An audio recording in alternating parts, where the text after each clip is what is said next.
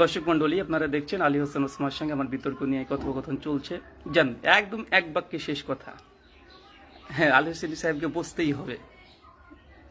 ছ্যাঁচড়ামো কোনো জায়গা নেই। যতই পারে মানুষ ছ্যাঁচড়ামি কত করতে পারে দেখিয়ে দিয়েছে। আর আমি এটা চেয়েছিলাম যে এরা ছ্যাঁচড়ামি করুক। ওস্তাদ ওসমান সাহেব, আপনার শেষ, বসতেই হবে। আপনি যে শর্ত দিয়েছেন ওই শর্তে বসবো, কোনো সমস্যা নেই। আমাকে প্রথমে 15 মিনিট বলতে হবে তো, ঠিক আছে বলবো। তারপরে আপনি 15 মিনিট বলবেন তো প্রথম রাউন্ডে, ঠিক আছে বলবেন, সমস্যা নেই। তারপরে আবার আমি প্রথমে 15 মিনিট, আবার আপনি শেষে 15 মিনিট, আবার আমি প্রথমে 15 মিনিট, আবার আপনি শেষে 15 মিনিট, আবার আপনি 5 মিনিট। আমি প্রথমে বলবো, শেষে আপনি বলবেন। এটাই তো আপনার মনের ইচ্ছা। যান, তাতে একমত হয়ে গেলাম। 12 তারিখে বসতেই হবে। এটা ব্রাদার রাহুল, আমি আগে থেকে বলেছি। জাস্ট আপনাদের যে ছ্যাঁচড়ামি এবং আপনারা যে আলেম ওলেমারা যে বাহাসে চ্যালেঞ্জ দিয়ে বাহাস করে আপনারা বসেন না, ইতিহাসে এরকম দেখা গিয়েছে, এটা প্রকাশ করার জন্য আপনার সঙ্গে এই ছ্যাঁচড়ামির সঙ্গে ছ্যাঁচড়ামি করে দেখিয়ে দিলাম। ব্রাদার রাহুল শুধুমাত্র আলেম ওলেমার সঙ্গে বাহাস করে না, আজ পর্যন্ত প্রায় 20খানা আমার আলোচনার ডিবেট অনুষ্ঠান হয়ে গেছে। এরকম ছ্যাঁচড়ামি কোনো জায়গাতে হয়নি। নাস্তিকরাও করে না আপনাদের মতো এই ছ্যাঁচড়ামিগুলো।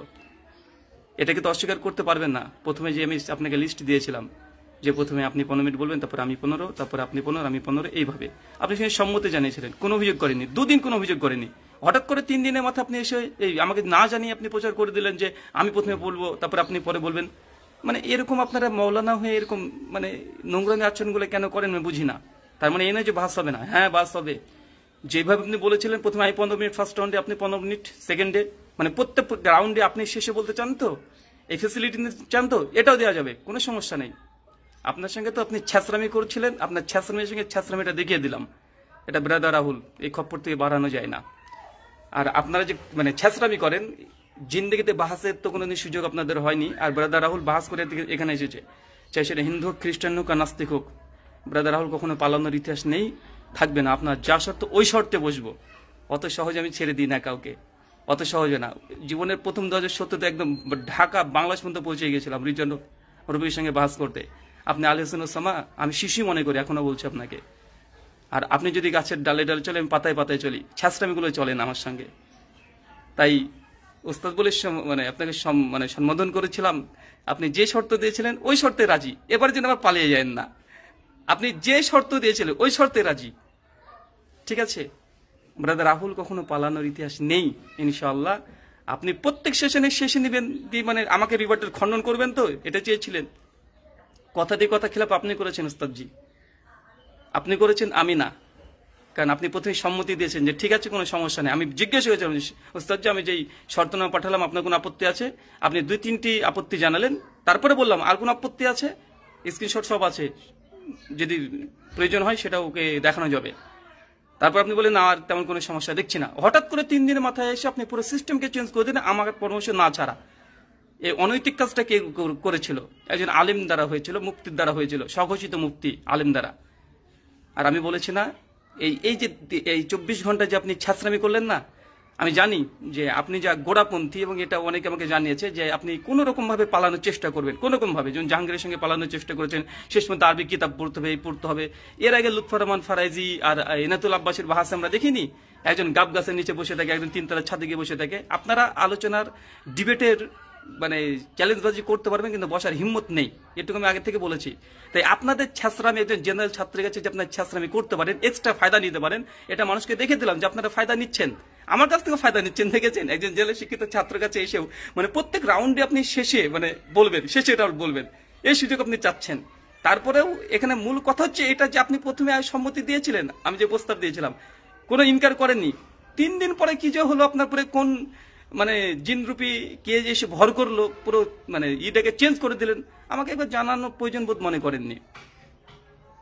আমি জানি আপনারা এরকম করবেন, তাই জনসংখ্যা একটু দেখে দিলাম যে আপনার ছ্যাঁচড়ামি কত করতে পারেন, কত রকমের ছ্যাঁচড়ামি করতে পারেন। আর এই হুজুর, আপনাদের মতো হুজুরের সঙ্গে বিতর্ক করা আর অমুসলিমদের সঙ্গে বিতর্ক করার মধ্যে আকাশ যেমন পার্থক্য আছে, সেটাও যেন জাতিকে দেখিয়ে দেবো ইনশাআল্লাহ। সেটা দেখে নিবে, আগে থেকে বলে দিলাম। আপনি আপনার পোস্টে বলেছেন যে আপনার এটা ইলমের অহংকার না, ইলমের গায়রত। ঠিক ওই কথা আমি আপনাকে বলছি, এটা আমার ইলমের গায়রত। আপনি বসেন ইনশাআল্লাহ, আপনি যে শর্ত দিয়েছেন প্রত্যেক রাউন্ডে আপনি শেষে 15 মিনিট করে মানে শেষে বলবেন তো, যান, ছাড় দিয়ে দিলাম। বাহাস থেকে আপনাকে পালাতে দেবো না। এটা অন্য কোনো ছাচের হুজুর না, কোনো ছাচের হুজুরকে পাননি, ব্রাদার রাহুলকে পেয়েছেন।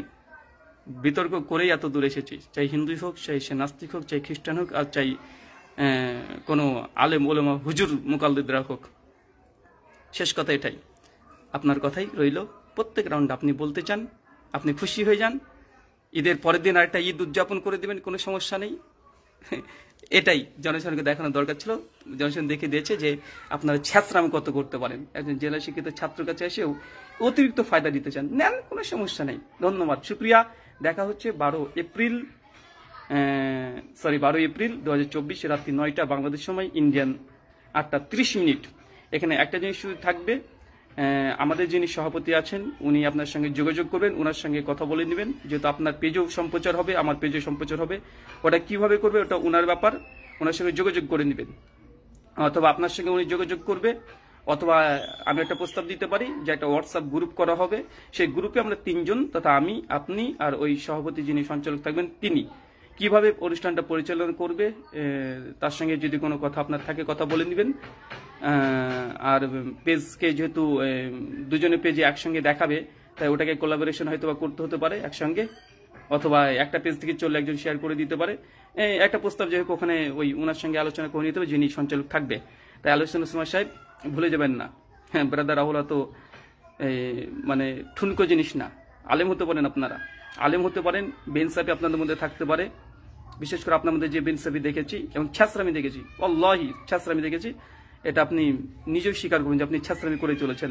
তারপরে শেষ পর্যন্ত, কারণ আমি জানি আপনি যেহেতু একবার বলে দিয়েছেন কিছু একটা, কারণ রেজাল্ট কোনো আপনার কমেন্ট দেখলাম আপনার ফেসবুক পেজে, তখন থেকে বুঝতে পেরেছি যে আপনি কোনো রকম রামাজান মাসে তো ডিবেটটাকে এড়িয়ে গেলেন, তারপরেও চাচ্ছিলেন যে না এই 1 মাসের মধ্যে কিছু হবে না, মনে হয় কিছু হবে না, ওই মনোজোর হবে না, থামানোর চেষ্টা করেছিলেন। কিন্তু ব্রাদার রাহুল তো ছাড়বে না যখন দেখলেন, তখন একটা কৌশল করলেন, আর রেজাল্ট করে আপনারা ওইটাই লিখেছিল দেখলাম আপনার কমেন্টে, যে আমার সঙ্গে বিতর্ক করার বিষয়ে, মানে এটা আপনার নাকি মানায় না, নাকি আপনাদের নাকি অনেক গায়রত। তো এই বিষয়টা তখন আজ করেছিলাম যে কোনো একটা কারণে হয়তো আপনি ইগনোর করবেন শেষ পর্যন্ত, কিন্তু আমি হ্যাঁ ছাড়ি না, নাস্তিকদেরকে ছাড়ি না। আর আপনাদেরকে নাস্তিকদের কাছে, নাস্তিকরা যেসব ডিবেট করে, বিতর্ক করে, আপনার এদের কাছে আপনাদেরকে শিশু মনে হয়, বিশেষ করে এই বিতর্কের জায়গাতে। তাই মনে করেন না, আপনার কথাতে রেডি, কোনো সমস্যা নেই। এখন দেখি কে পালাচ্ছে। আপনি যে শর্ত দিয়েছেন ওই শর্ততে রাজি, আর কিছু দরকার আছে আপনার, ডবল ঈদ করে ফেলেন। শুক্রিয়া, ধন্যবাদ। শেষ কথা, সঞ্চালকের সঙ্গে যোগাযোগ সঞ্চালক করবে, বা আপনি ফেসবুকের মাধ্যমে জানিয়ে দেন কি হোয়াটসঅ্যাপ গ্রুপ করতে হবে না মেসেঞ্জার গ্রুপ করতে হবে, কিভাবে পেজে মডারেটিং করবে, এটা কথা বলে নেবেন। আমরা 3 জনই বলবো একসঙ্গে, প্রয়োজন হলে, যেহেতু পেজ দুজনের পেজ একসঙ্গে দেখানো হবে, কিভাবে দেখানো যায় ওই, যেহেতু এটা ইলেকট্রনিক মিডিয়ার ব্যাপার, কথা বলতে হবে আমাদের 3 জনকে একসঙ্গে। তাই হয় হোয়াটসঅ্যাপ গ্রুপ অথবা মেসেঞ্জার গ্রুপে আমরা 3 জন হয়তো কথা বলতে পারি। তো এতটুকু শেষ কথা, একটা ফাইনাল জানিয়ে দেন যে বাহাস আপনার 12 তারিখে আসতেই হবে, বসতেই হবে, কিচ্ছু না, শর্ত আপনি যা দিয়েছেন ওটাই রাজি যান, খুশি করে দিলাম আপনাকে। শুধু দেখানো দরকার ছিল যে আপনারা কত ছ্যাঁচড়ামি করতে পারেন, এটা জাতিসংঘ দেখিয়ে দিলাম। জেনারেল শিক্ষিত ছাত্রের কাছে এসে আপনাদের কলিজা কিভাবে কাঁপে, এটা দেখানোর দরকার ছিল, দেখিয়ে দিলাম। নচেত আপনি যেদিন প্রথম বলেছিলেন না, প্রথম যখন আপনাকে মেসেঞ্জারে প্রায় 4 ঘন্টা আলোচনা হয়েছে এই বিষয়ে, যে ওস্তাদজি আপনি প্রথম যে মত দিয়েছেন সেই মতের প্রতি প্রতিষ্ঠিত থাকেন, আপনি থাকেন, আমি জানি পাবলিকলি আপনি করবেন না, কিন্তু আপনি একটা বেইনসাফি অন্যায় অবিচার করেছেন, সেটা জাতিসংঘে দেখিয়ে দিলাম। এটা আমার দেখানোর উদ্দেশ্য ছিল, দেখিয়ে দিলাম। আর ছ্যাঁচড়ামি আপনি করেছেন, ছ্যাঁচড়ামিটা প্রকাশ্যে নিয়ে আসলাম, কারণ ছ্যাঁচড়ামি আপনি আমার সামনে করবেন অত সহজ না ব্রাদার, এরকমই একদম কলিজার ঠিক জায়গাতে হাত দেয়। আমার সঙ্গে আপনি অন্যায় করবেন, জাতি জানবেন, এটা হবে না, দেখিয়ে দিয়েছি অটোমেটিক। আর এটা আপনার মাধ্যমে দেখিয়েছি, আমি কিছু দেখিনি। ধন্যবাদ, দেখা হবে 12 এপ্রিল রাত্রি বাংলাদেশ সময় 9টা, ইন্ডিয়া সময় রাত্রি 8:30। ঈদের পরের দিন আপনাদের সকল হানাফি, দেওবন্দি, বেরলবি, জামাতি, চরমনাই, এনাদপুরি, জোনপুরি, রাজারবাগি, ফুলতলি, দেওয়ানবাগি, আটরশি, মাঝভান্ডারি, যত রকমের হানাফি আছে সবে আপনারা প্রস্তুতি থাকেন, কারণ এই মাসলাকে আপনারা সকলেই এক। বিরোধী পক্ষ ব্রাদার হোসেন থাকবেন ইনশাআল্লাহ।